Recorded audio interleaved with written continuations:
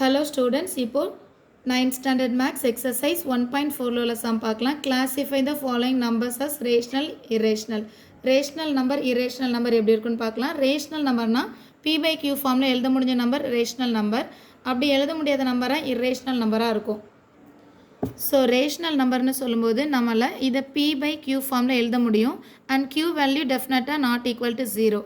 And also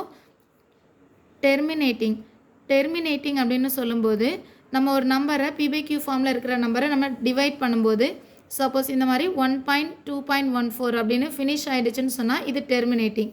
and recurring என்ன அப்படின்னு சொல்லுவோம், ரெக்கரிங்னா இதே 2.14 நம்பர் 1414ன்றது ரிப்பீட் ஆகிட்டே இருக்குன்னு சொன்னால் நம்ம இதை எப்படி எழுதிக்கலாம், 2.14 பார். இது ரெக்கரிங். இப்போது ரேஷ்னல் சொன்னாலே அது போல் இரேஷ்னல் பார்க்கலாம். இரேஷ்னல் அப்படின்னு சொல்லும்போது இந்த ஃபார்மில் எதுலேயுமே இல்லாதது இரேஷ்னல் நம்பராக இருக்கும். சிம்பிளாக சொன்னோன்னா ரூட்டுக்குள்ளே இருக்கக்கூடிய ப்ரைம் நம்பர்ஸ் எல்லாமே நமக்கு இரேஷ்னல் நம்பராக இருக்க சான்சஸ் இருக்குது. அதோட பை அப்படின்றது irrational number.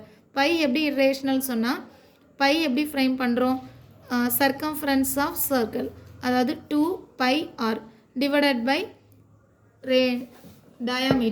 diameter value 2r இல்லையா.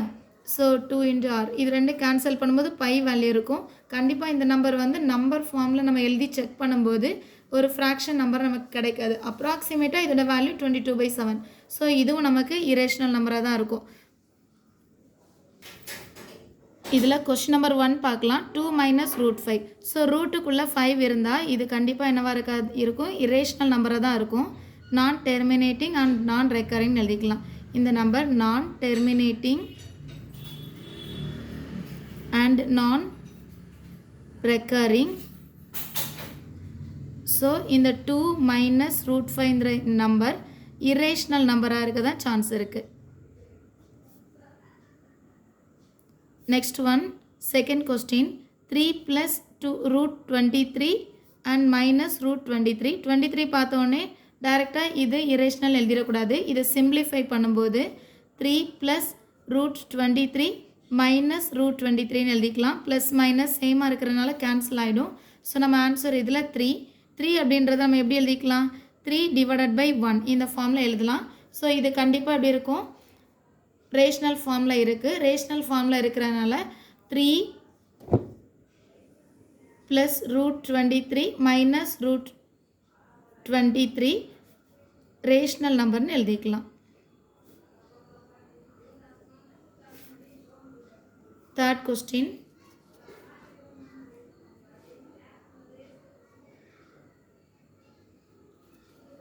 2√7 divided by 7√7.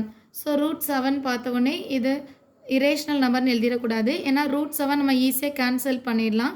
கேன்சல் பண்ணிவிட்டு 2/7 எழுதிக்கலாம். ஸோ ரேஷ்னல் நம்பர் ஃபார்மில் இருக்குது. So it is rational.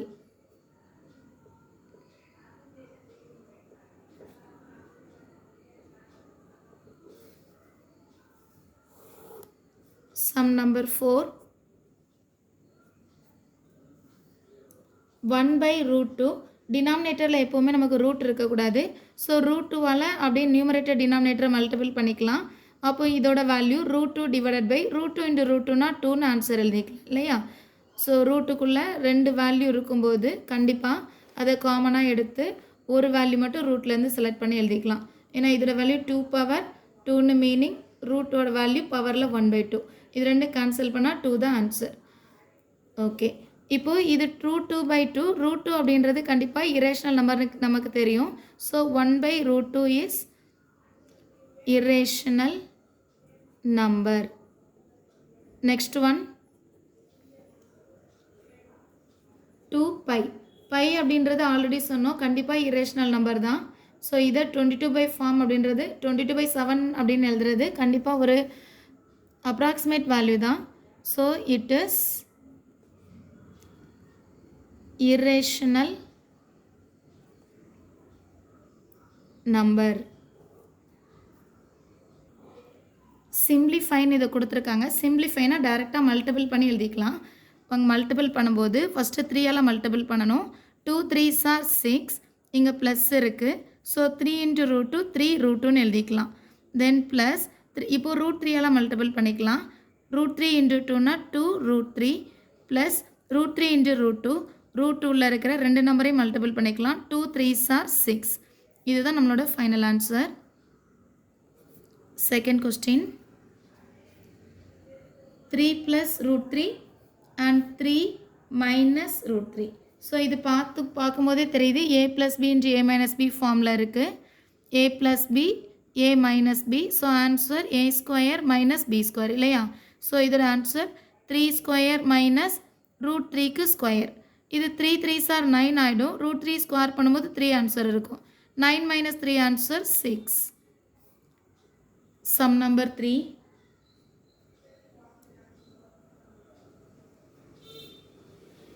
5 plus root 2 the whole square.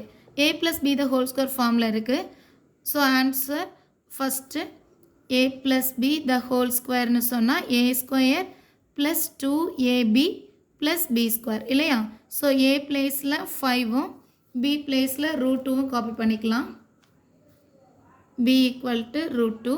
So substitute பண்ணும்போது 5 plus root 2 the whole square is equal to 5 square plus 2 into a placeல 5 b placeல root 2 plus b square b placeல root 2 root 2க்கு square பண்ணிக்கலாம். 5 5s are 25 2 5s are 10. So 10 root 2 square பண்ணும்போது square route cancel ஆகிட்டு. So answer is 2. Final answer 25 plus 2 is 27 plus 10 root 2. Fourth question.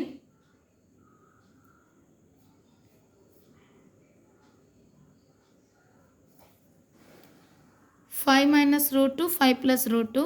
So இதுவும் நமக்கு a minus b into a plus b ஃபார்மில் தான் இருக்குது. Formula a square minus b square.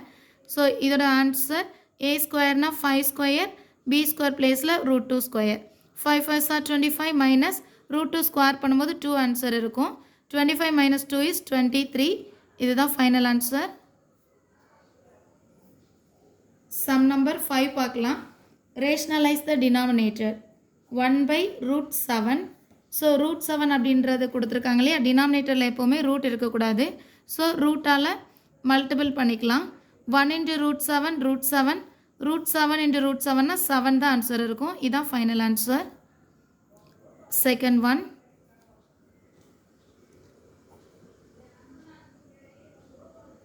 1 divided by root 7 minus root 6. So டினாமினேட்டரில் இருக்கிறத rationalise த டினாமினேட்டர்னா middle என்ன simple இருக்கோ அதில் ப்ளஸ் அதோட நெகட்டிவ் சிம்பிள் எழுதிக்கலாம். இங்கே மைனஸ் இருக்கிறனால ப்ளஸ் சிம்பிள் எழுதிக்கிறேன். அதே வேல்யூவால் நியூமரேட்டர்லையும் மல்டிபிள் பண்ணுறேன். So answer root 7 plus root 6 divided by இது a plus b a minus b ஃபார்மில் இருக்கு இல்லையா? So root 7 square minus root 6 square. So answer root 7 plus root 6 divided by 7 minus 6. 7 minus 6 ஓட answer என்னென்னா 1. So final answer root 7 plus root 6.